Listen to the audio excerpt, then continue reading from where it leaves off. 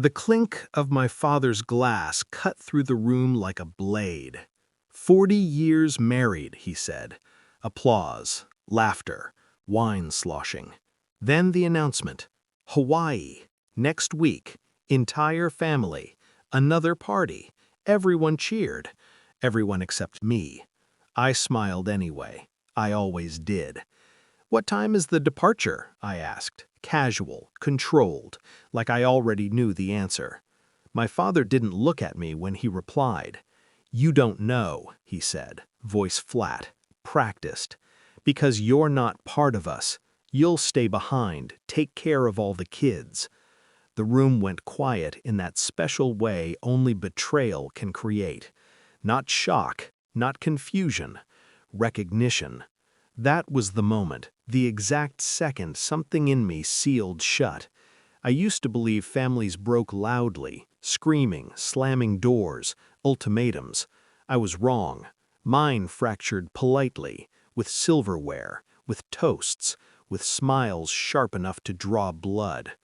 I'd always been the reliable one, the extra chair, the spare set of hands. When my siblings needed childcare, I rearranged my life. When my parents needed support, I showed up early and stayed late. They called it love. I called it conditioning. There was a time I thought earning my place was possible, that if I was good enough, helpful enough, quiet enough, they'd finally see me as family instead of infrastructure. That belief lasted until patterns began to surface. It started small. Group photos where I was always behind the camera, vacations discussed after they were booked, family chats where my messages went unanswered, then suddenly scrolled past. I noticed my name disappear from plans long before it vanished from conversations. Still, I didn't confront them. I watched, I learned, I waited. The proof came accidentally. It always does. A forwarded message sent to the wrong thread. My mother joking about free childcare while they enjoyed real family time. A laughing emoji, a plain emoji, a palm tree. I stared at the screen until my heartbeat slowed back into obedience. That's when I stopped being hurt and started being precise.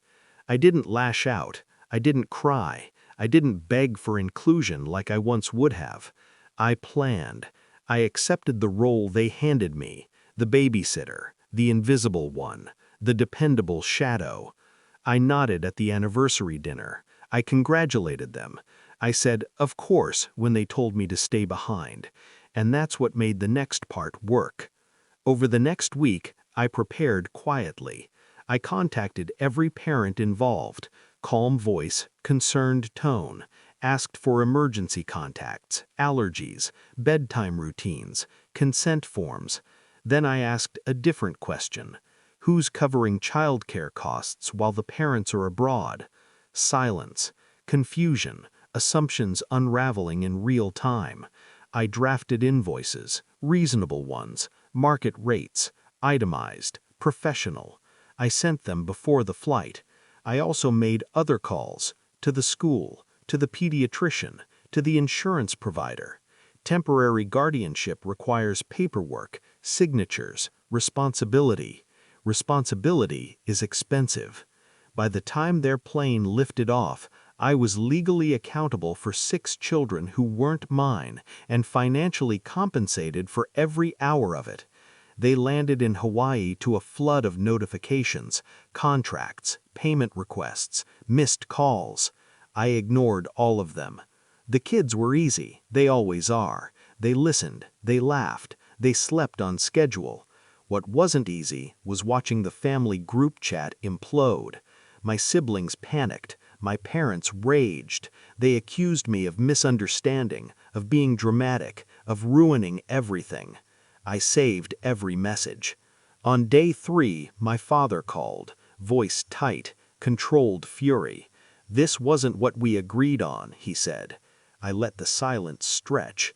"We didn't agree on anything," I replied. "You informed me." He demanded I cancel the invoices. I told him I already filed them. He reminded me of family. I reminded him of his anniversary speech. They returned a week later. tanned, smiling thinly, ready to reassert control. We met at their house, same table, same chairs, different balance of power.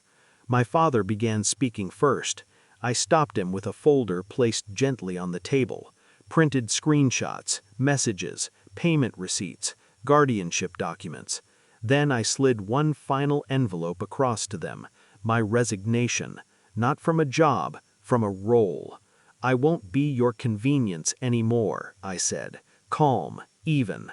No more unpaid labor, no more exclusion disguised as trust. My mother cried, my siblings stared, my father said nothing. He didn't need to. He finally understood. I didn't walk away angry. I walked away light. They still call sometimes, careful now, polite. I don't always answer. Because the truth is simple, and it took me years to learn it. I was never part of them by their design, but I was powerful enough to stop pretending otherwise. And that night at the anniversary dinner, when I asked about the departure time, that wasn't confusion, that was confirmation.